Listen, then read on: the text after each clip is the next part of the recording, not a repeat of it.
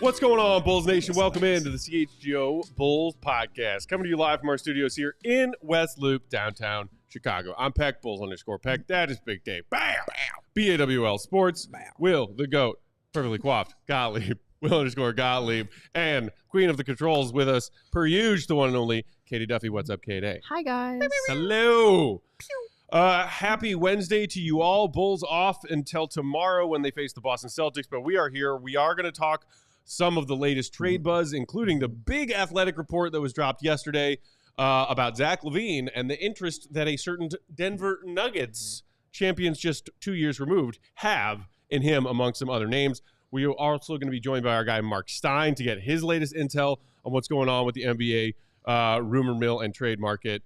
Before we do that, we have to address some internal news that has made itself public earlier today. Some of our other shows earlier today have also touched on this news.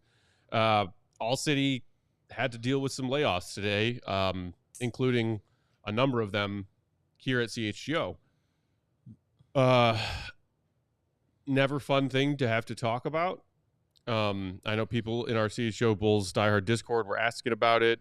Obviously upset for everybody who is not here today, who should be here today.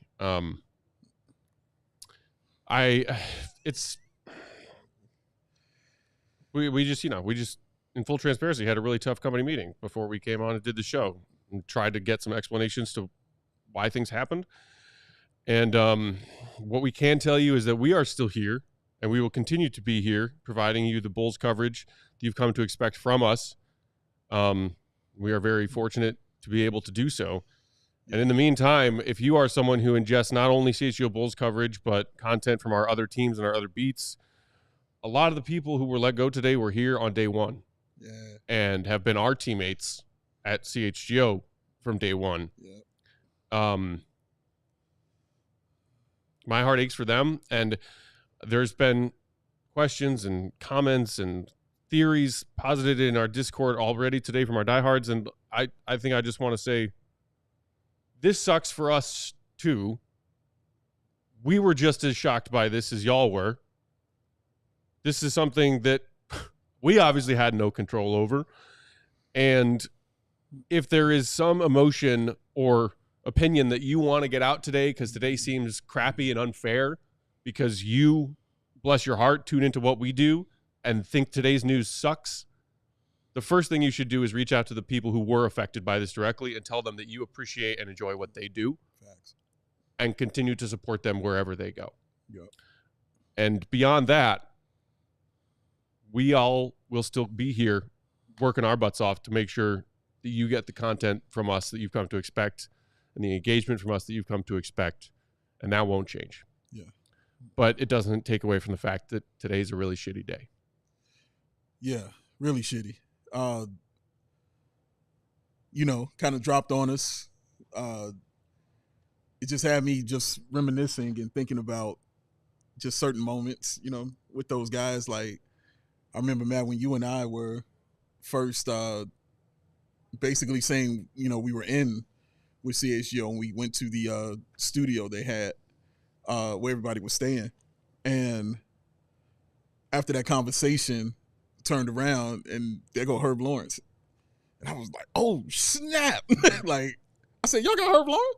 And they said, yeah, we got Herb, dude. And I went, I hugged him. I was like, bro, I've been watching, I just went because I'm such a fan of him, man. So getting to know him, and being cool with him was just, man, that was awesome, man.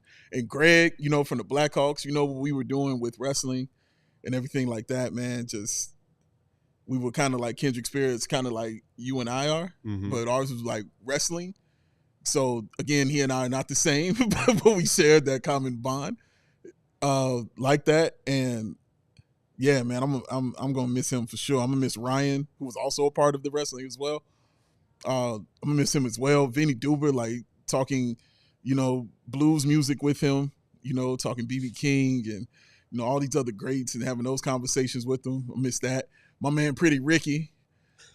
That's my man Nick, man. Pretty Ricky, what they call him. Like, I'm gonna miss, you know what I mean?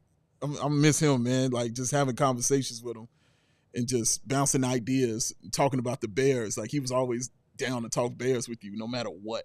I mean, honestly, no matter what was going on, you ask a Bears question, oh, well, get ready for a discussion and a good one. So him, man, like, man, I got Nate. Just being here for that short length of time, man, like, because you remember working with Nate, at Outsiders, bro. Go like, back. Like, that was our guy, man. Like, yeah, man, like, it sucks because I definitely have relationships with everybody that was here that is no longer here anymore. But the way we honor them is we keep moving. We keep moving forward and we keep supporting them. So wherever they end up, whatever venue they're on, whatever platform they'll be representing, you can be damn sure that we're going to be supporting it and showing love to them because they are good and excellent at what they do. So yeah, they'll be getting nothing but the utmost love from us, and yeah, we'll continue on just for them because I know that's what they want. You know what I mean? Because that's why they were here day one. So it's to continue to build and grow. So we're going to continue to do that just for them, man. But yeah, it'd be lying to say that this felt great because it doesn't. It's really shitty. A shitty day, as you keep saying. So yeah, it sucks. Yeah, I agree with what both of you said. I think this industry is really brutal and cutthroat, and I think we've tried so hard to make this like sort of a haven for people like us to come here and do this every day. And like, I'm so grateful to be able to do that. Yeah.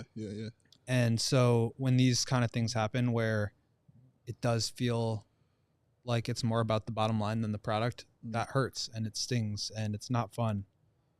And I don't think any of us are sitting here happy about the situation. I don't think anybody who's watching the show right now would place any blame on us, but obviously, this could have been us. I mean, we're so lucky to still be our group being whole. Like when these things come down, it's like, I don't know if I'm next or they forgot to let me know or whatever it is. Like, and that still could be the case at some point. Like, that's just how this industry is. And I knew what the risks of that were when I took this job. Sure.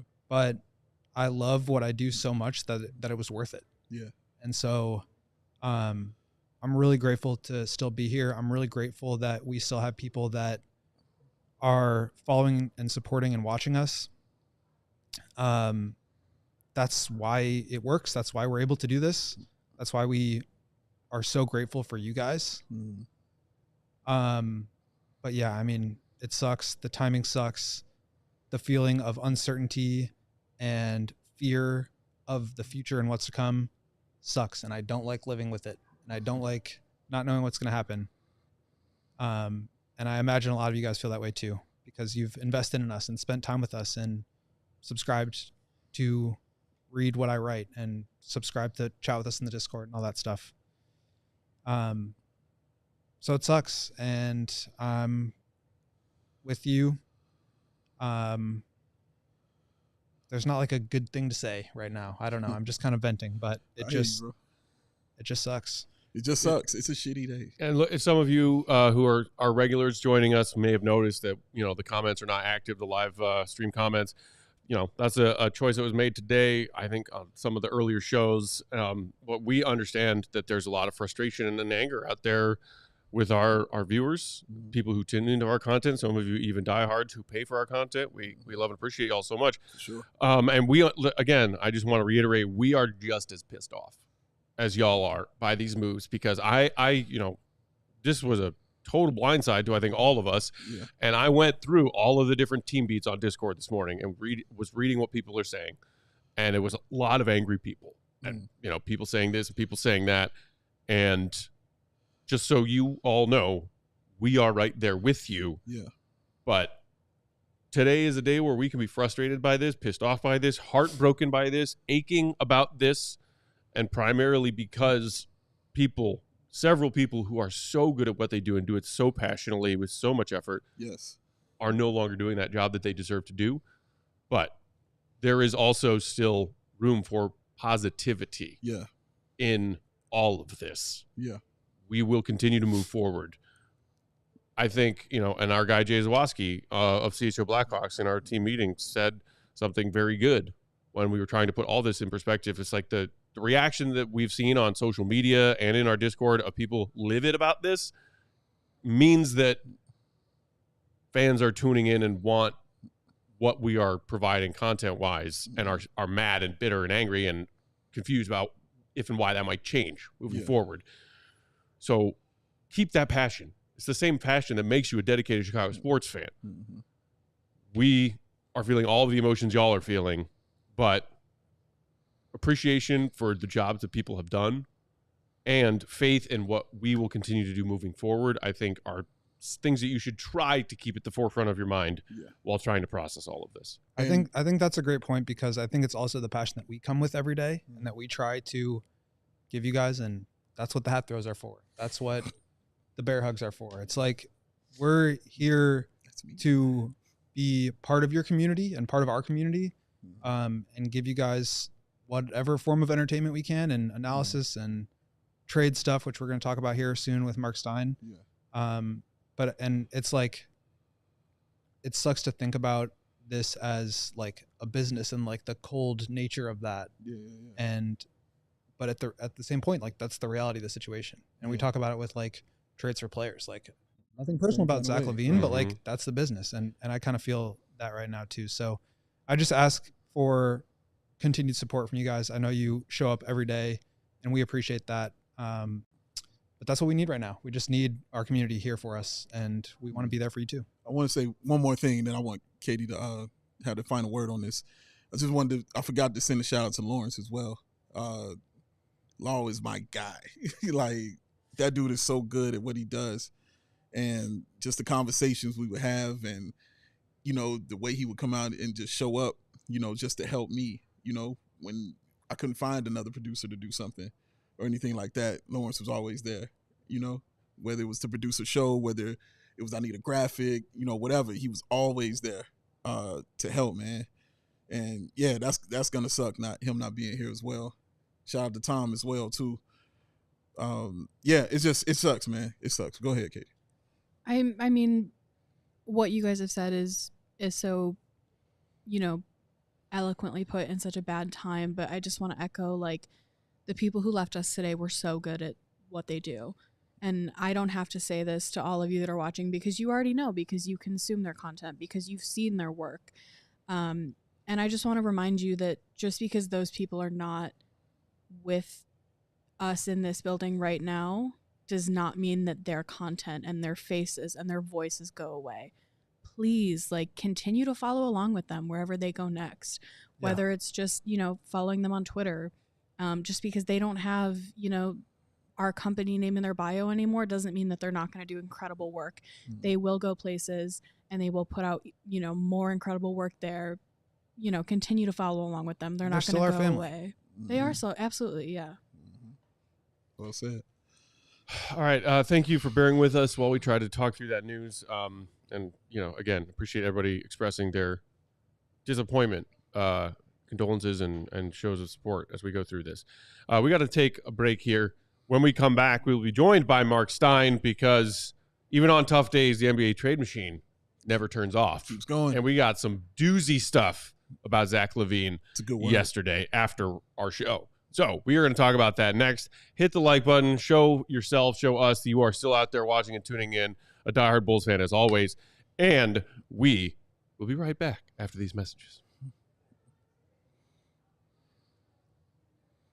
Today's show brought to you by VeriLife, y'all. VeriLife, ooh, Looking for the perfect way to elevate your day? Yes. I could certainly use it. Uh-huh. At Verilife Dispensary, they have everything you need, from premium cannabis products to expert advice. Whether you're new to cannabis or a connoisseur, their knowledgeable bud tenders are here to help you make the perfect selections. With 8 convenient locations across the state of Illinois, discovering your perfect experience has never been easier.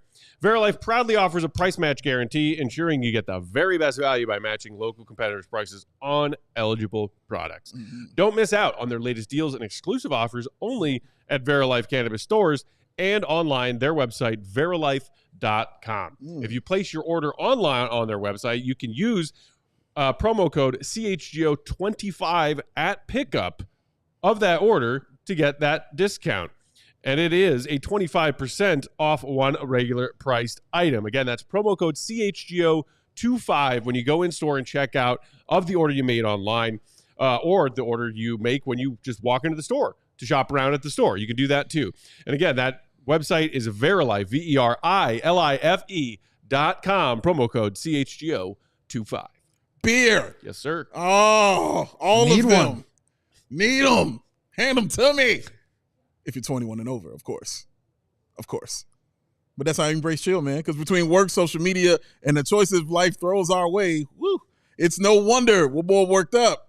Coors Light celebrates rising above and choosing a chill mindset. Why not turn that rained out barbecue into the Will the Goat Gottlieb and Will Purdue 25th annual karaoke house party? 25. Vegan food only. Yeah. That's what Will said. Pass.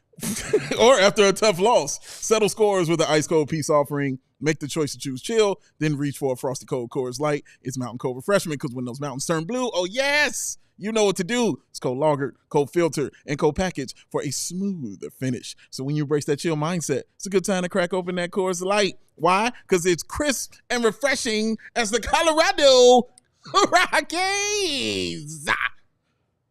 Make the most out of those times to choose chill to Coors Light. Get Coors Light delivered straight to your door by going to Instacart. CoorsLight.com/CHGO basketball. That's CoorsLight.com/CHGO basketball. Celebrate responsibly. Coors Brewing Company, Golden. The Colorado. I had your back on it because I didn't know if you was up. I was ready. Okay, all right. Goes always ready. Shooter's gotta shoot. Shoot a shoot. Shooter's gotta shoot. And speaking of always ready, as we roll along here on CHGO Bulls, our guy Marc Stein always ready to talk the latest rumors and reports about what's going on in the NBA, including trade season, which we are officially in. So let's bring in our guy Marc Stein right now. The one and only. Follow him, the Stein Line. Subscribe to that Substack. It's great stuff. Shout out also to our guys over there doing great work at DLLS Mavericks. Goon of the night winner. Stein, how we doing, buddy? There's a Zach LaVine Nuggets report. Let's talk about it. You guys have the jersey on the desk. Appreciate you having me. I listened to the first segment. Obviously, a somber and tough day for you guys over there, but I thought a lot of very nice, heartfelt words from you guys, and I want to send my best wishes as well to your guys' colleagues. This is a heartbreaking and oft dispiriting business. I started witnessing it in college many years and pounds ago, and the industry just keeps taking hits, and it's rough, man. It's rough. It is. You guys want to talk trade, so let's do it. Yes, we need a distraction, Mark, and we appreciate the kind words, of course, but let's distract our Bulls fan brains. We got a report from a couple of writers at The Athletic yesterday talking about the Nuggets needing some offensive punch to help out Joker, who is carrying that team right now, and that at perhaps the top of the list for the Nuggets in their search for a scorer, they've mentioned Jordan Poole, they mentioned Jordan Clarkson, DeAndre Hunter, Cam Johnson, but Zach LaVine is the first name on the list, and also, according to those reports, sources saying that LaVine is their focus in recent discussions. Are you hearing the same things? And what else can you tell us about a hypothetical LaVine Nuggets deal? Say yes. Well, listen, I know I'm talking to three guys who watch every dribble that the Bulls generate. So I'm not exactly surprising you three by saying Zach's been phenomenal this season. He has dispelled concerns about the injury that, cost him more than half of last season. He's been tremendous. He's playing at an all-star level. there would be considerable interest in him if not for the contract situation. Mhm. The basics of this report and the basics of this story, the best news out of this for the Bulls is it's the first tangible interest in Zach LaVine in more than a year. I mean, Zach LaVine went on the trade market last year before Thanksgiving. And man, I didn't realize my picture is that off center. That is terrible. So the fact that there's a team that is so interested is obviously a great sign, because we know the Bulls have to move off as many veterans as they can. We've covered this ground many times. Absolutely nothing has changed. They are not going to it is too dangerous to mess around with that draft pick. It has to be inside the top 10 for sure to make sure their first round pick is not conveyed to San Antonio. And because teams can fall as far as 4 spots in the lottery, the only way they ensure that pick's safety and that pick remains in Chicago, they cannot finish with worse than the 6th best record in the league. Exactly right. And if you have Zach LaVine and Nikola Vucevic, you're going to have trouble finishing in the bottom 6 in the NBA. These guys are too good offensively, and they're both having great seasons. But I mean, look, the reality here is, even if Denver is extra motivated to do this, and I will have a better picture of that motivation. I'm on my way to Orlando for the G League showcase.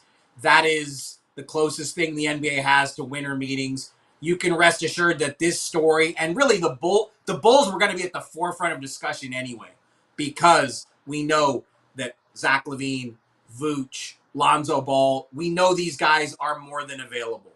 The question was always going to be, was a market going to form for them? But Zach's contract is substantially richer than Michael Porter Jr.'s contract. And Denver really likes Michael Porter Jr. So I have no doubt that the Nuggets do have this genuinely high level of interest in Zach LaVine. But first they have to decide, are they willing to give up Michael Porter? Are the Bulls, in that scenario, are the Bulls prepared to take on Porter's contract? Now, Porter has also had a very good year. His game is blossoming. It's becoming more well-rounded. He's probably playing the best all-around basketball of his career, but he's a $40 million player the next 2 seasons too. Do the Bulls want to take that on? Are they in a mode where they just want to get off Zach's contract no matter what? Zach's next 2 years are more like $95 million, so they would be saving money from that perspective here. But again, I think the Nuggets are wrestling with, as much as they know they need an infusion of shot creation and some dynamics on offense that come from somebody other than the Joker, they're really fond of Michael Porter there. He was part of their championship team. Josh Kroenke, who's the Nuggets chairman, is a Mizzou guy, just like Michael Porter Jr. So there are a lot of elements here that I think both teams have to weigh, and it remains tricky in this new apron, double luxury tax apron world to move a player with the kind of contract as significant as Zach LaVine's. That's just the reality. Mark, can you talk to me about the fit of a Zach LaVine next to a guy like Joker? Because you just mentioned the dynamic scoring, the playmaking ability that, they don't have consistently because Jamal Murray, has been kind of injured. So they definitely are going to need another guy who can create their own shot. But I've been talking to some different fans yesterday, and it's like talking to Bizarro world. How they feel about Michael Porter Jr. is how we feel about Zach LaVine, except we're more willing to, let Zach LaVine go because we understand what we really want. But can you talk about the fit of Zach LaVine on a team with Denver and even the fit of a Michael Porter Jr. on this Chicago Bulls team? Well, look, I think because of Porter's age, what is he, 25, 26? Yeah, I think Professor 26. 26. Out with his laptop while I blab over here. Look, 26. We're on the age timeline of what the Bulls are trying to do. And I just don't think there's any question that if this swap were consummated, Chicago is weaker in the short term, and that is in line with the number one goal. They cannot come out and say it, but all four of us and everybody listening knows it. The Bulls have to lose. The Nets have 4 firsts in this draft. That's not by accident. Like, this teams are looking that forward to this draft. I personally think Zach would be great in Denver. Some people are going to question, is there too much duplication with he and Jamal Murray? Would the two of them be too small or too vulnerable defensively? But I just can't help but flip it and just think of the offensive capabilities. I mean, if you put elite offensive players around Jokic, he's going to make their lives easier. And, I mean, Zach might never thrive more offensively than playing off someone like Jokic. But, I mean, look, the Nuggets season, I've been writing about this for weeks now. You know, Jake Fisher, who contributes to my Substack twice a week now, we've both been writing it and saying it. All the talk about Denver is they want to do something. They want to do something significant. Their problem is they can't do anything significant unless they're willing to trade Michael Porter Jr. That's really their only pathway to doing it. They don't have first-round draft picks to trade. They've made Zeke Naji available, but they know that they'll probably have to add draft capital to move him, and his salary, even though it descends and even though it's sub 10 million, it's a longer-term contract, so I don't think teams are lining up for that. So if Denver wants to make a substantive change, they're going to have to be willing to trade Porter. I just wonder what kind of market is there for Porter. Again, his game is probably in a better place, and his health is probably in a better place than it's ever been. But he's got 2 more years at $80 million left, and that is a tough amount to take on too. For the Bulls, it's less than they owe LaVine, and Porter is the right age. It makes more sense to me for Chicago. The Nuggets have never been known as a team that wants to go deep in the luxury tax. If you trade for Zach LaVine, you're going deeper into the luxury tax, and that's just not the kind of move we typically see from Denver. So it would be a dramatic philosophical change from them if they're willing to do this. But the other names on the list, come on, none of those guys are at Zach LaVine's level. I mean, Zach LaVine is an all-star swingman in this league. There's no, offensively especially, no one can quibble with that. Yeah, I think no quibbles. No quibbles. No quibbles. We don't do quibbles on this show. I think what you're saying is right in terms of it would be nice to get Jordan Clarkson for them, who's making, I think, $14 million, but you're going to trade Michael Porter for that? Is that really an upgrade? Zach LaVine is a clear upgrade. And so I guess my question for you, Mark, is are they motivated on a imminent timeline here? Because as you talked about, the Bulls got to start losing some games here because Zach's making them too good. And obviously they just won against the Raptors the other night without him. But I think ideally they get a deal done as soon as possible. Do you think that this is something that, and maybe you'll find out more here at the G League showcase, but is this something that the Nuggets are motivated to move on in the next, few weeks, or is this going to be a deadline thing? Look, I think this deal in particular, you could not characterize it that way because, to this point, it's really been described as exploratory talks. Are the Nuggets motivated to make a move of some sort? And look, let's just say they could construct something. You put another small contract with Zeke Naji's contract and some draft capital, and I'm now assuming that this is even cap legal with all these new aprons. I don't trust anything that I even, without checking with a cap guy, which I obviously can't do as I'm talking to you live. You got to run everything past a cap expert at this point because there are so many rules and, how a deal like that could be constructed. But obviously, just speaking from basics, it would be a much easier thing to try to target a player like Jordan Clarkson, who's making 14, 15 million a season. That's more in line with the kind of move that the Nuggets are known for. To make this kind of move, such a splashy deal where they're taking on the richer contract, that would really be something we haven't seen Denver do a ton of. But look, one of the variables we don't know here, because Jokic never lets us in at this level. How does Jokic feel about the Nuggets season to date? Now, they've won a few in a row, and there's been an uptick, but they were a game over 500 not long ago. And I think I keep calling Denver a very fortunate team because by all appearances, Jokic doesn't apply pressure to them to do something, to go out there and rush into a move. I mean, Jokic has really only given one interview on this topic all season long. Ramona Shelburne, my former teammate at ESPN, she actually caught him in the preseason. And you read those quotes from Jokic, and he's basically saying, everybody out there wants more. I'm happy with the championship I have. As long as we have a chance, I'm good. I mean, he is putting zero public pressure on the Nuggets front office. Now, what's happening behind the scenes, we don't have the clearest picture of yet. But I think, look, Denver is very trade-minded. That is the way everyone is describing the Nuggets these days. And I don't think I have to tell you again. We know the Bulls want to make moves. Like, they can say whatever they want publicly. If they could trade LaVine or Vooch or Lonzo Ball tomorrow, they would do it. They are, we've been saying this all season long. They are far too competent a team in this Eastern Conference with veterans like that who know how to play. Speaking of vets, we saw Lonzo Ball getting another significant dose of minutes in the win over Toronto that Goat just mentioned. Certainly seems like he's proving that he is back and healthy and playing Lonzo Ball style basketball, high IQ basketball, hard effort basketball on the defensive end. I know you and Fisher were writing about Vooch in your most recent report and what the Bulls are looking for Vooch and what they might fetch for Vooch. But are you hearing anything out there about some teams saying, hey, this is a solid vet who's a two-way player on an expiring deal? Maybe there's an avenue where the Bulls can find a deal for Lonzo Ball. All three of them have fans, and all three of them have teams that are interested.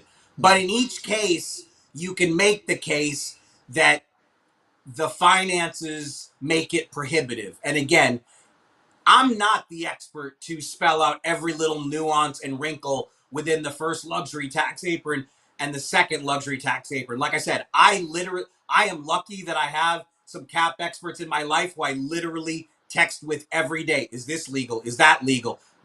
So, I mean, Lonzo Ball and Vooch make reasonable money, but in this marketplace, on pure statistic, when you see what Vooch is doing, the guy's been shooting better than 55% from the floor, high 40s from three at $20 million. That's an absolute bargain. Plus, he rebounds. He is a volume rebounder. He's not going to win the shot blocking title, but rebounds are part of defense. But $20 million, it's not like, on one hand, I think he is completely outperforming that number. And on the other hand, it is still a significant number for teams to think about trading for. And Lonzo's in the same financial ballpark. I'm sure there are teams that would love to bring in Lonzo. But even in this marketplace, even a $20 million contract, you really have to think about it. Mark, as you head down to the winter meetings, to have these discussions, as you said, the Bulls are kind of at the top of the list about what's going to be being talked about. They are the belle of the ball is what I kind of keep hearing. But let me ask you, do they leave the ball with a date? Do you feel like this will happen while you're down in the winter meetings or like closer to All-Star break, or should we just be sitting on our hands and continuing talking about the rumors?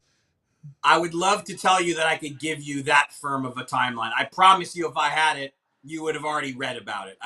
These things, look, face-to-face conversation always helps. The truth is the NBA typically is a deadline league.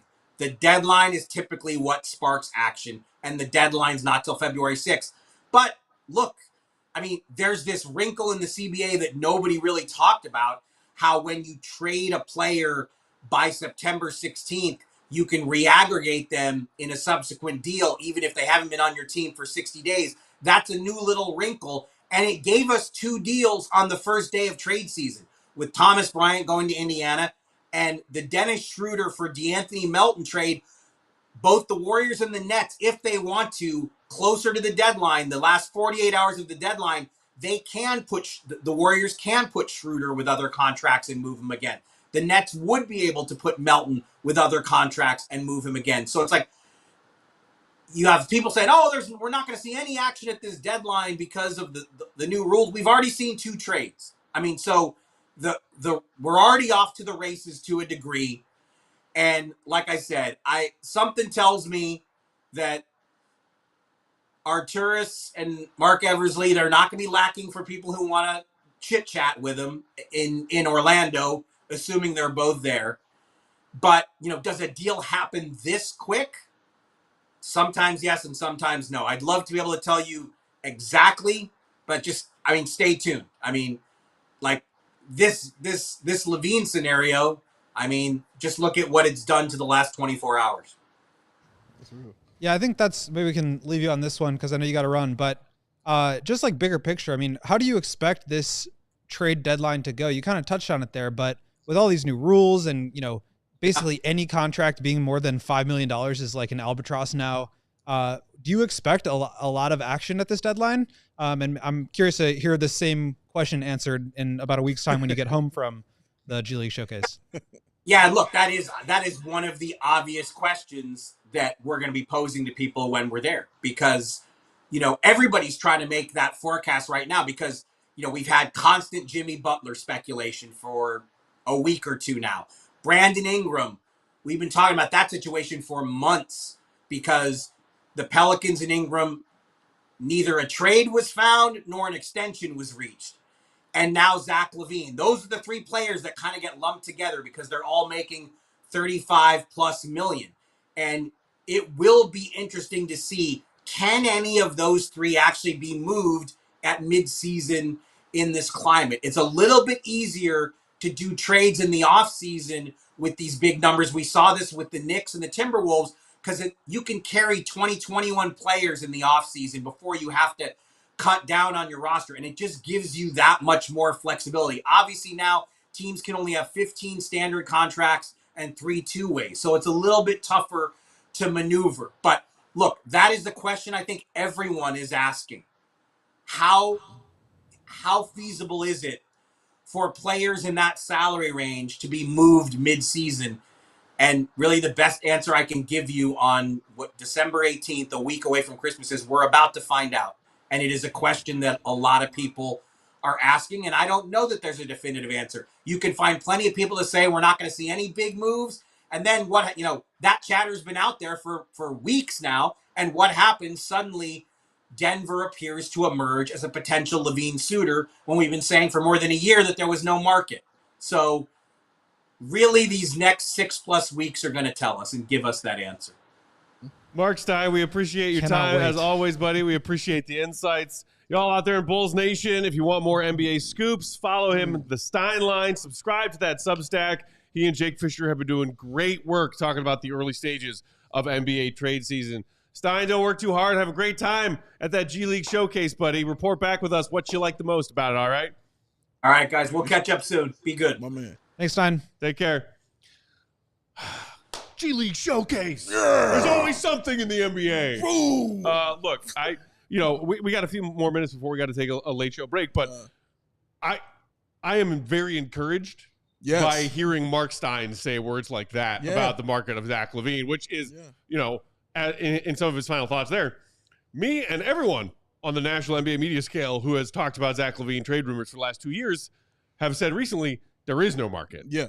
Now, as of this reporting yesterday, that has very significantly changed. Yeah, and I mean, when we would have these discussions, that was kind of always what I would say was it only takes one.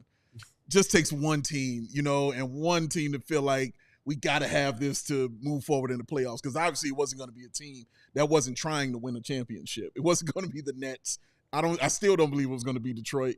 It has to be that team that is willing to take those kind of leaps. So you think of bigger teams, like not even bigger market, just bigger teams, like the Denvers and, the Lakers and Golden State. Those are the teams. And Will would break down if it was feasible financially. I like that he say he talked to his cap guy all the time, because that's Will to me. Because that's how I talk. I got a few cap guys too. See? Also, cap guy got a cap guy. Kevin Anderson. Yes, absolutely. But man, dude, it is really great to hear this. I was so ecstatic yesterday just seeing that news, and then him saying that as well. because you're right. Like, it was flatlined. It was nothing. Nothing was going on. Like, nobody believed it was going to be happening at all. We all thought Vooch would, but we just like, well, what about Zach? I love the fact Zach is keeping his head down. He's been great on and off the floor. He's been healthy. He's been playing team basketball. He's done every single thing. And now a team who wants to make a run is now looking at him, man. And I just want to see where this goes. Yeah, I mean, I think it's still probably a long shot for any of these guys just because, like Marc was saying, it's just so much money. And, like, any amount of salary, taking that on now is a huge decision for a lot of these teams. So I still am curious to know whether it will happen, but for there to be any level of interest, let alone, quote, significant interest, I mean, that was a huge change from what we've been talking about. And Marc said a year. It's been a year and a half. Yeah. Basically since last summer when they, were a year after re-signing him. So I'm very excited to see how this turns out. I think we can talk more about like the fit and all that stuff, but I think just this is a real change in the way that the league views Zach, and it's always going to be a long shot, but it doesn't need to be 29 teams waiting for him. There needs to be one. And a team like the Nuggets who are not desperate to make a move, but like they have a window. Yes. They have one of the greatest players of all time. It's a fact. Having perhaps a career season. Another MVP. You could have his 4th MVP this year. I mean, they have to put a championship team together around him. Right. And for my money, like, give me Zach LaVine over Michael Porter Jr. Every day of your life. Well, and that's the other thing. And Stein mentioned it when talking about like Zach LaVine's name and some of the other names in this report from The Athletic yesterday, early evening, that of those names, Poole, Clarkson, Hunter, Cam Johnson, Valanciunas, like, how many of them are 2-time All-Stars? And I think that the national and also sometimes local perspective on who Zach LaVine, the NBA player, is has gotten so like muddled and dragged through depths that I don't think it ever deserved to be at. True. It sucks. And Stein also pointed out, hey, he missed a good chunk of last season because of that foot injury and then ensuing season-ending surgery. It sucks. And then everybody who always immediately went to when I need to criticize Zach LaVine, injury player, right? Yeah. He's an injury-riddled player. Yeah. He arrived via trade to the Bulls with a torn ACL that he had to rehab. But, I mean, for the most part, he has been healthy. He's been a workhorse. Yeah. Down the stretch of the 21-22 season when the Bulls finally made their way back to the playoffs, the first time in 5 years that Zach had been here, he played through an injury in the final stretches of that regular season and that playoff series. Shed the injury whatever label. Yeah. Let's also recognize that he's scoring over 21 points a game on career numbers efficiency-wise, and that is better than this other pool of players that some people would lump Zach LaVine's name right there into. Yeah. Well, I think also, like, Zach, the way that he has acquitted himself this year, not just off the court, but on the court, I mean, he is not dominating possessions. He is not taking a bunch of step-back twos. He's in the system. He is running and catching and shooting, and that's like the let Zach be Clay thing that we've kind of talked about for years here. That's kind of coming to fruition. He can still get you a bucket whenever he wants, but you're not putting pressure on him. And I think that's what I love most about the fit in Denver is he's the third guy there. You have Jokic, you have Murray, you have the Jokic-Murray pick and roll, and now you have one of the most dynamic catch and shoot and drive guys in the league. I mean, that's what Zach is, and I think that's where he is at his best, playing off of not only a player like Jokic, but a dynamic action like the Jokic-Murray pick and roll, which I think is one of the most unguardable in the league.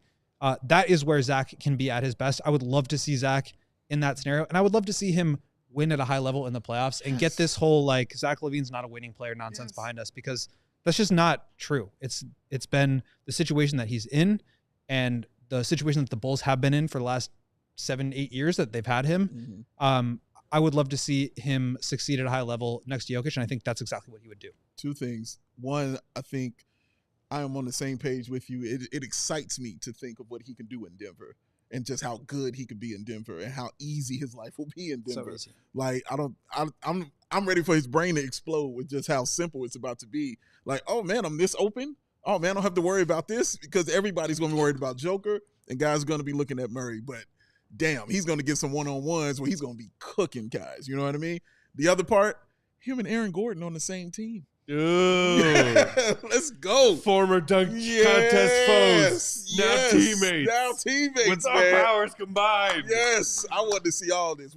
We want the best for Zach LaVine, man. And this is Always. honestly an incredible situation if they can get it done. Also, I mean, you know what's a lot closer to the Pacific Northwest, Seattle area compared to Chicago? Denver. Mm-hmm. Mm-hmm. We got to take one more quick break here on CHGO Bulls. When we come back, we'll wrap up with our final thoughts. Also, you know, you said talking about like the fit go. Let's talk about MPJ hypothetically as a Bull, shall we? Because I also want to talk about like how the deal gets done and what it actually could look like. So I've got some thoughts. The right. GO brain is of going. Of course, we will do that as Cap well. guy. In the meantime, hit that like button. Let me just say right now, I miss seeing the live comments so much. I look up to see them like every 5 seconds through the first part of our show. But hit the like button nonetheless. Comments will be back on tomorrow. While you here's some great stuff about Dave. Let me tell you. Yeah. What's that? Can we have a quick combo? Uh-huh. A little red-a-tet about something that is very important to me and possibly all kinds of business owners out there. Okay, what we're going to talk about, man? I was hoping we could talk just for a second about ComEd. You're serious? Yeah, Could you hand me a hat, please? sure. I would love to hand you a hat. I appreciate that. I haven't thrown any of these yet today. You're damn right. We can have this discussion. Yes, I knocked stuff over because I did it on purpose. You know, Bullseye. ComEd can help businesses save money by becoming more energy efficient, Dave. What? I know. Oh, my God. I didn't know that. Now you do. Oh, my God. The energy efficiency program can help find up to 35% in energy savings. Wow. So what does the business have to do? Here's the answer, Dave. Okay. Real simple. Okay. Doesn't matter if you're talking in falsetto or here in a deep bass voice. We can go there, too. Just sign up for a free facility assessment Uh-huh. at comed.com/biz. Say what? That's it? That's all you got to do? Wait. So wait, man. My brain hurts. Yeah. So why aren't more businesses doing this? I have the foggiest idea, Dave. Maybe they just forgot the website. People forget websites sometimes, I guess. But it's right there. It's comment.com/biz. I did, yeah. That's correct. I told it to you. Like, comment.com/biz. That's the one. Comment.com/biz. That is correct. Oh, God. Wait, is it comment.com/biz? That's right, Go. Okay. Woo, even those got it. .com/biz. Oh, my God. Terms and conditions apply. Offers are subject to change. Actual savings vary by customer energy usage rate. The ComEd efficiency program is funded in compliance with state law. Empire today! Oh, Empire, yes. Don't worry, Kate. I'm not going to make you sing Katie is today. one. No, yeah, No great way. timing. Yeah, great timing, Katie. Let me see. Oh, just amazing timing. I was saying to Katie and Sarah, a shout out to our production staff earlier before our show. Like, hey, if there's anything we can do, I could do to make your jobs easier. Yeah. Because we also lost some very, great producers today. Correct. Let me know. Mm-hmm. You know what Katie's answer was? What's that? Don't make me sing the Empire jingle. Oh, well, we can't promise that. We said try to help, not Yeah, we were going to. that remove fun from the equation. Oh, man. But Empire today, y'all. You get that shop at home convenience, the right product for All your they do needs. is floors, Quick and floors, professional floors. installation and a low price guarantee. Because it's the best place to get new flooring. So, of course, guess what? Newsflash, they got copycats. But Empire can be beaten on quality, service, and speed. So competitors advertise low quality products that Empire simply will not carry. Their philosophy is to help you find what you need, not overwhelm you with thousands of choices and substitutes. What they leave out is just as important as what they put in. And of course, they got that virtual floor designer. It's a great way to see how new floors will look in any space. It's very easy. Just clickety-clack, snap a picture, and instantly see how new floors will look in your room. Shopping at that big box store can be frustrating. Mama Katie don't like going out on a Saturday when it's snowing and cold out there and dealing with some 16-year-old named Johnny Furphy. You don't want to deal with Johnny Furphy on them nights, man. I'm Johnny Furphy. I'm not supposed to know this stuff. But you're here working today, Johnny Furphy. I'm sorry, Mama Katie, but I don't know what's going on. Damn you, Johnny Furphy. We don't want you knowing these things. Don't get frustrated. They can get you that shop at home convenience, and you get that honest upfront advice. And my favorite thing, they service their own warranties. So issue does arise, just call Empire, y'all. You won't have to track down the manufacturer's phone number at all. Schedule that free home estimate today. All listeners can receive $350 off. You heard what I said. When they use the promo code CHGO. Restrictions apply. See EmpireToday.com/CHGO for details. 580 to 300. Back! Empire Today. I like how Katie just slowly moved back in her chair so she didn't have to be in I front told of her I wasn't going to come to She her. walked down to like the mailbox drop spot, like down the street while that was happening. No, she picks up that. Let's see, she brought your hat over. She stood up a little more and said, should it have some juice? No, I don't know. Let me go check on everyone in the back, too. Everybody need anything while I'm producing a show? I something? tried to recruit the guys back there to sing See, it for me. like all They of this They all by said no. disappointing saying one word. It is actually quite entertaining One to see the word. lengths that she will go to. That's, I mean, incredible lengths. I mean, To not just do this. But in her defense, it's Empire two Today. syllables. Right.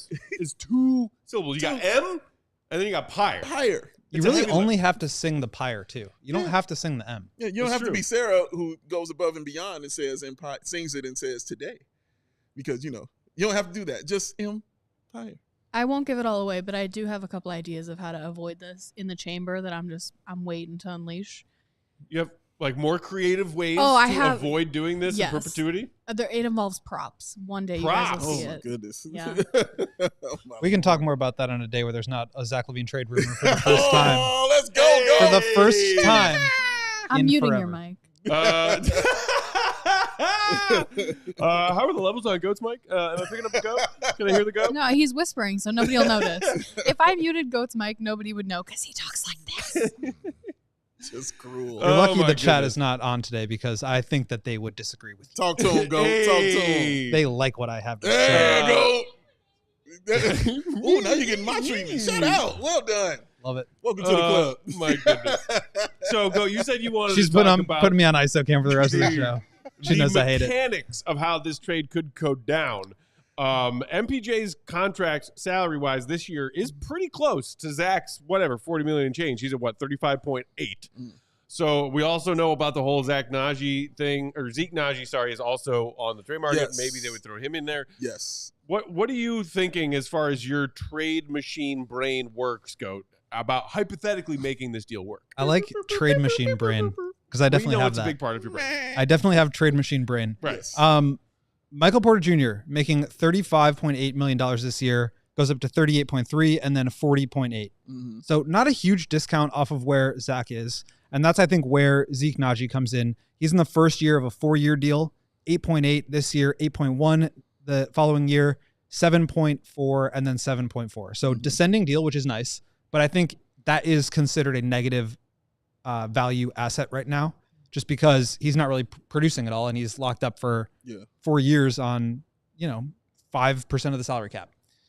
So I think what you're looking at is basically the Bulls taking in Michael Porter Jr. and Zeke Nnaji and then sending out one of the smaller contracts, probably Torrey Craig, could be Julian Phillips, Dalen Terry, one of those guys who's making less money as kind of a sweetener to get that deal done. Now, I'm not really sure if you were to just like break all these up into what asset is positive and how positive versus how negative, like Michael Porter Jr.'s contract is that much better than Zach LaVine's as an asset.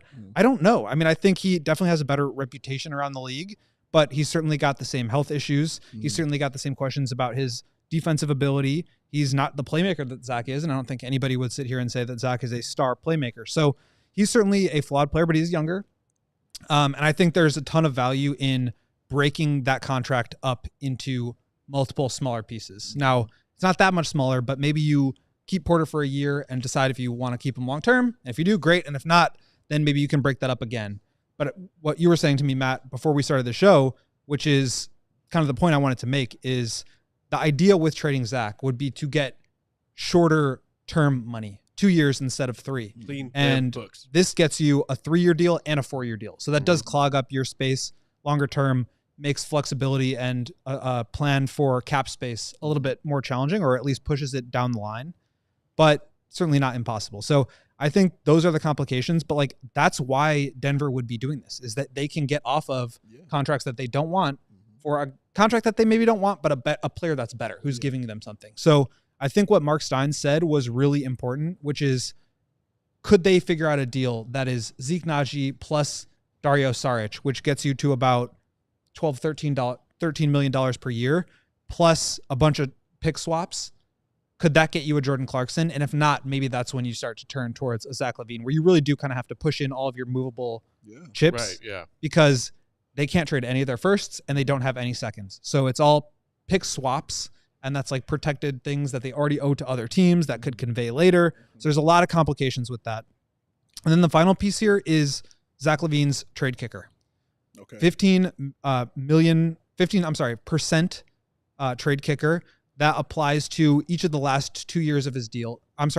This year and next year. It does not apply to the last year because that's a player option, so that doesn't apply. But basically the way that works is the Bulls would pay that money, but it would be split 15% of what's remaining on those 2 years given to him in each year of the contract. So I think the real challenge here is if he's getting, I think the bonus is about 11.2 million, which means you have to add 5.6 to his number. That means he's making 43 right this year. The Nuggets have to trade not for 43, but they have to trade for 48.5. So it makes it a little bit harder for them to get to that money. And it's part of the reason why Naji would have to be included, and maybe Saric too. Now the Bulls and the Nuggets can work with Zach to waive or decrease the amount that he gets in a trade kicker.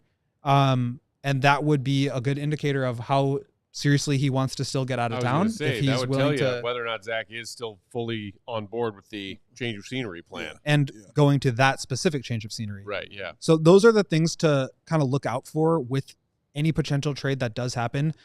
The money is still really complicated. I think what Stein was saying in terms of Denver's, the way that they value Michael Porter Jr., like, do they view him as positive value? If so, then it might be hard to take on Zach LaVine. But I think like nobody in the league would argue that Porter Jr. is a better player than Zach. I think what it really comes down to is you can't get any seconds. You're not getting any firsts. Can you get a pick swap? Can you get a Julian Strother or a Deron Holmes or a Peyton Watson? Probably not. But how can you extract a little bit more value so that it's not just taking on different long-term money? Right. Yeah. Does it matter to you if the Bulls, quote unquote, win this trade? I don't think that there is a world where they like really win this trade in terms of, getting multiple first round picks and clearing money. I think what they really have to do is avoid losing the trade. Yeah. And so neutral value, right there, I think, is a win, especially considering 6 months ago. It can feel like a win. You better 6 months ago, we were talking about, do the Bulls have to attach a pick? Woo. Do the Bulls have That was to a fun timeline. just sit with Zach on their contract on their books for the next 3 years? And so if you can get neutral value, is that a win? No, but it is some version of a win, especially when, as we've talked about, like, they really do need to keep their pick this year. Yeah. And replacing Zach with Naji and Porter is going to help improve the value of your pick. Maybe you get some sort of swap or another young rookie scale contract out of this, and then you get to kind of move on and just pick your future a little bit more. So I don't think this is a perfect deal. I think Michael Porter Jr. is a flawed player. I know a lot of people like him. But it's an interesting deal that kind of aligns more with, we want to get younger with guys who have veteran experience, right? I mean, Porter's 26. He's won a championship. That's got to be in line with, we wanted younger veterans, which was what AK had talked about. So I think this deal makes a lot of sense for both sides, even though I don't think it's like a huge win for either team. I think it's a bigger win for Denver. I think so too. Because for me, it puts them back into the conversation as far you're as making a deep postseason. You're run. getting a all-star player for cheaper than what you would normally get an all-star player for. Yeah, and I mean, like, top tier of whoever you're looking at in this trade right now. I mean, this trade deadline, as far as the players are concerned, Zach LaVine is a top tier guy. It feels like more of a win if you're a team involved in the trade and you get the guy you want to bolster what was very recently a championship roster. Yeah. That out of the gate so far, through the first third of the season, is struggling and not quite looking championship ready, especially when they take their MVP off the floor and everything falls apart. That part. So if you slab that Band-Aid, so to speak, on the side of the boat, and Zach LaVine is that Band-Aid, and then your boat starts floating again, that is a very feel-good win for that team. Without a doubt. Conversely, for the Bulls and their fans, it could still feel like a win if you walk away from that trade feeling like a tie. Yeah. If it's not giving up assets to get off of Zach to move on from this headache of a situation, Preach. that is in itself a win, given where they were. Yes. So, which was nowhere. Yeah, exactly. It'll be fascinating to see what happens. And a few more thoughts. That's going to do it for those of you tuning in on our fast channels. We do appreciate you. If you want to catch the bonus material, just head over to allchgo.com. So, guys, I mean, a lot of Bulls fans I saw over, from last night into this morning saying the MPJ argument on Bulls Twitter. Bless your hearts, Bulls fans. Bless your hearts. People have opinions. Man. MPJ. And the thing is, Bulls fans have had opinions about MPJ going back to when he was coming into the draft. This is a fact. No. Like, Mike, listen, he's good. I don't think anybody's debating that he's good. But the way I've been reading people speaking about him, I'm like, slow down. What are we talking about discussing right here? This is Zach LaVine. It's not even close who's better. Well, he's younger and he grabs more rebounds. It's literally an argument I read. He's younger and he gets more rebounds than Zach. He is averaging 7 boards this season. He averaged 7 boards last season. Great job. Awesome. Aren't the Bulls still top 5 in defensive rebounding percentage? That part right there. Is that what you're worried about right now? Seriously, man. Listen, and I'm at probably a much different level as far as what I want back from this trade, because I really didn't care who we were getting back. I was like, cool, great. You could have said any name, Will, and I was like, I would be like, fine. Greg Braggs. Yep, I'm with it. Sign him up. Give it to me right now, Greg Braggs. All right, great. He's got 6 fouls. Braggs. He's got 6 fouls and a jump shot to give. I'm with it. Let's run 2 it. busted ACLs. Yeah, man. Oh, man, he needs rest. Have a rest, Greg Braggs, and then let everybody else play. But I didn't care what they got back. It's great that you get a guy like Michael Porter Jr. back. I mean, he's young. I'm not saying he can't play. He's 18-7, who's shooting well, good over 50%. He shoots well from the three-point line. He can't shoot free throws for some reason this year, but he is a really good basketball player. Like, obviously, like, we wouldn't be having this discussion if he wasn't. I just did not care if he came with, because I'm like, if he comes here, cool, because that's a guy who can't create his own shot. And they're going to need shot creators on this team for the Bulls, or maybe he works well in the offense that Billy is running right now, because I can see him in that fit as well, moving the ball, rotating the ball, letting it spread, let everybody get a touch, and then, him taking a three-point shot or him putting on the floor twice, pull-up jumper or something like that. I can see how he can help this offense and do things like that. But also, what my brain is on this, and that's I need these L's going down. I need them. And I think Michael Porter Jr. will definitely help with that, especially if I'm depending on him to be a number 1 or number 2 option on this team. He's good, yes, but he is better, as he's shown, as a 4th option. He is even better as a number 4 option, because that's what he was when they won the championship. In their run to the chip, sometimes it was sometimes third option, Gordon's 4th, and sometimes vice versa. Sometimes vice versa, but if you're just looking at the pecking order team, it was definitely Aaron Gordon that was going to be that 3. If he was off, then it was Michael Porter Jr. who was like, oh, he's on. You are now the number 3 option because you're hitting all the buckets. This is different. This is, dude, I need you to go out here and do everything. I don't know if he's ready or prepared to do that. I haven't seen him do that, which makes me happy. Well, I think there's a lot of interesting things about it from the Bulls' perspective. Like, for example, I mean, we've talked for years about how many guards this team has. Yeah. Oh my. How nice would it be to have 6'10" Porter Jr., 6'8" Patrick Williams, 6'10" Modest Buzelis, 6'8" Josh Giddey on the court together. I mean, that would be really good size. No, I don't with think Jalen Smith. Yeah, I don't think I'll run that. I don't think that he's really a defender. Like, he's not using that length to create on offense. He can put the ball on the floor a little bit, and I'd be excited to see him kind of try to expand his game in that way with the Bulls, because he's just not asked to do that. He's a floor spacer. He's the weak side. You are in trouble if you try to pull over as a low man and leave me alone in the corner to try to guard Jokic. And that's what makes that team so dangerous. So I think he can do that at a very high level, and the Bulls need shooting and they need shooters. He is both of those things. So I'm not saying it's like a disaster by any means, but I just don't think that he's like turning into a star or turning into cap space that could become a star.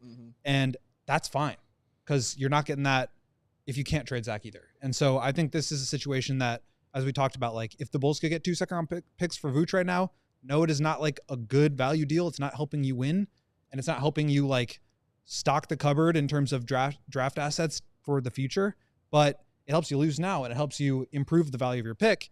And it's just something that can kind of start to move you forward as an organization. And right now they're just stuck in limbo with having these guys. So yeah, like I said, I don't think it's like a huge win. Don't love it. But I think he becomes a more movable contract down the line. I think he fits with the timeline. I think he's got good size, rebounding, shooting. Those are all things you need. So I just think that in general, the expectations with any Zach or Vooch or Lonzo trade should not be very high. And if you can get a player that you could maybe, rehabilitate his value or turn his value up after playing in this faster paced system, that's how you, as some people like to say, like get assets coming and going. Like you trade for a guy, you take on a bad contract, you get a pick, and you improve the guy's value to where you can trade him for a pick. And that's how they should be approaching this. I think, frankly, like the Nuggets could do that too with Zach. If the knock on Zach is like, he's not a winning player and you go win a championship or go to the conference finals with him, and he's got 2 years left on his deal or 1, that's a positive value thing. So it's not like they'd be stuck with him forever either. Yeah. And I think that it's always tough with those size contracts, but as the cap goes up, it will be a smaller percentage of the cap. And so I really do think that this could make some sense, even if it's not like the perfect win-win deal for both sides. Here's the biggest question. If Michael Porter Jr. comes here, what number is he going to wear? What number does he wear now? 1. Not 1. Well, what number is he putting on, bro? Not retired, just unofficially retired. Unofficially. In the sense that a player tried to do it. Yeah, we remember him. He wore 13 in college. Mr. Was it Michael 13? Carter Williams? Yes, it was Michael Carter Williams. He tried. He found out quick. No, sir. No. He won about 13. He said he won 13, man. Torrey Craig's still here. Who? He wouldn't be in the trade potentially. I mean, he could be traded to.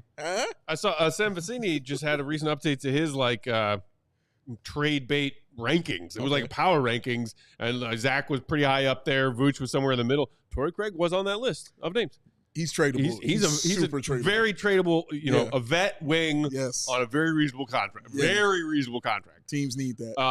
But if Torrey Craig departs, then the answer is no one wears 13. That's what I was asking you. No one. See? So I don't know where he goes. No one. I don't know where he goes. All right. I got nothing against Torrey Craig. I mean, he could just wear number 2. Okay, you can't be number 1. Cursed. Wear number 2. You can't take Jabari Parker's number. That number's cursed. Somebody's got to take it eventually. Look, Lonzo took it in. Norm Valer told us it was cursed. He wasn't lying. He wasn't lying, dog. Oh my goodness. Well, we can get out of here for today. We are past time.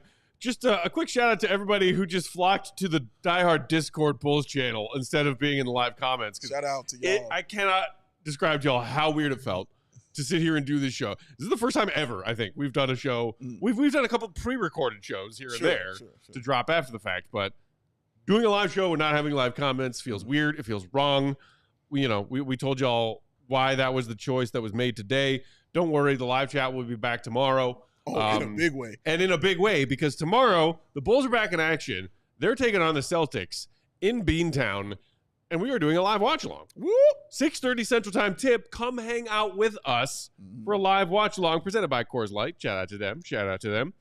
And we're going to do some just hang out and watching of hoops. Yeah. Hopefully, we'll see Zach LaVine back in the lineup as that trade value continues to climb. Sat out that game Monday with the back spasms. I did see from Julia Poe's reporting, shout out to her, great work on the trip as always, that Zach was very active in the team's morning shoot-around / practice, whatever they had. Nice. And even after whatever Billy had planned concluded, Zach asked some of his teammates to stick around later to get some one-on-ones out there on the court. He was going at Denzel. Oh my God, Denzel! Your brain forever. They were talking about him. Discord just said the name Denzel Valentine, and it just snuck in there. He was going at Dalen Terry. He was going at Patrick Williams. So hopefully that means Zach LaVine's back is feeling better, and he can go show everybody in this Bulls Celtics game tomorrow night that he is the piece that the Nuggets desperately need. The man, the myth, the legend, Tony Gill is going to hang out with us for the watch along tomorrow. So the one and only. We're going to try to get him on the show. Yeah. He said he's coming on. Oh, perfect. Yeah. There we go. I was like, I know you're not just going to stand there. He's like, no, I'm coming on. Well, I mean, he was here for me for moral support, but thank you. Yeah, we can get him on the show too. Dang, I ain't even take it like that. What you take it like that for? I'm told everyone loves Tony Gill. Goodness, man. Yes. I'm told everyone loves Tony Gill. Which is why I Everyone wanted loves him here Tony Gill. on the set. People on have the made show. fabrics saying such things. Yes, they have. Yes, they have. Dave, you and I have been talking Bulls hoops with Tony Gill for Quite a while. years. Quite a while, Years man. and years. Lex. It's going to be fun. Yeah, it's going to be fun to have him just sit here and you all get to know him as much as we have. Absolutely. Yes, indeedy.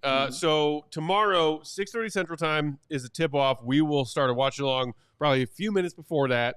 No pregame. We've got a full watch-along and then a live postgame following watch-along for Bull Celtics tomorrow. In the meantime, you can follow Will_Gottlieb. Big Dave is at Bow, BWL Sports. I'm Bulls_Peck. We are CHGO_Bulls. Shout out, of course, to the one and only Marc Stein for joining us earlier on today's show. Stein, Always a pleasure and a joy, and very informative. Subscribe to the Steinline Substack. Subscribe to the Substack. Mhm. Support sports journalism Do it. for the love of God. Yes. Shout out also to our queen of the controls, the one and only Katie Duffy. And y'all, to just kind of loop back around to what we opened today's show with, unfortunately, I've seen a lot of encouragement in the Discord in the hour that we've been doing the show. We appreciate it. We appreciate all of you. Hit the like button. Continue to tune in. As we said at the top, we will still be here. We are very lucky. The plan does not alter in any way for our CHGO Bulls beat. It was a much harder day for a lot of our colleagues here, and we feel for them. And we are their teammates, and it was a crap day for everybody. Yeah. But there is still a Bull season going on, and we will still be here doing pre-games, doing post-games, doing 5 pods a week for you guys, as you have come to expect. So whatever frustrations you feel about what today's news was, we are right there with you, and then amplify that by about 1 million, and you'll know how we feel. But the grind doesn't stop. Neither do we. Neither do the Bulls. We will be here. I will try to hop. I'll hop in the Discord tonight and just, chat with y'all. I haven't been here very long. You guys watching at home know that. I'm not necessarily an official representative of our Bulls beat. That's fraudulent news. But You know what you need to do to get All across that finish line, kid. shut up, Matt. But I will hop in there tonight. Me. I was, Human Torch was I was denied trying a to do bank something loan. nice. I'm like, my guys have had a tough day. Let me hop in the Discord and let them Honestly, take I was the thinking night about doing it off. myself. I was just shout out to everybody who's chatting with me in the Discord last night. Para, Barton, Gus. Shout out to all the DMs I've been receiving as well. Shout out to y'all. Yes, indeed. And Lex. Jelly, everybody else, Austin, everybody I was chatting with in that Discord last night. I appreciate y'all. Always a fun chat. Always fun hanging out. We've got exciting things going on with the Bulls right now. This is a report yesterday. Yeah. I feel like it was a shot in the arm that this fan base needed. Oh my God. We'll see what happens. B12. As Big Dave asked Stein, like, okay, they're going to the ball. They're the bell of the ball. Right. Are they leaving the ball with a date, or how does that work? You know what I mean? Seriously. But She's yes, too pretty. we will be here for a live watch along tomorrow night, and then a live post game following. Can't wait to be back here with y'all. Can't wait for the live chat to be back. We love and appreciate y'all so much who support what we do at CHGO Bulls and everywhere across the entire CHGO channel. And again, cannot reiterate this enough.